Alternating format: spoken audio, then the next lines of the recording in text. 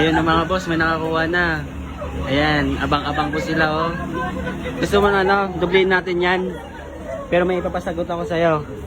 Ha? Doblein natin yung, huwag mo pakita yung laman na. Pero yung laman yan, dodoble natin. Pero may ipapasagot ako sa'yo. Kung masagot mo, dodoble natin yan. Ano po yung sagutan ko?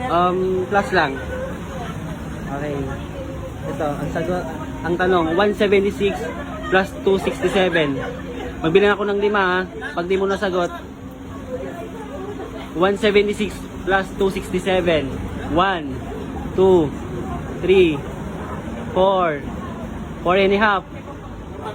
5. 400? Okay boss, okay yan. Nakuha nila yung ano. Yung sabi ko sa'yo, dodoble natin na. Ayan, yung doble niya. Sige. Thank you boss, thank you. Abang-abang. Yan. Picture tayo ha.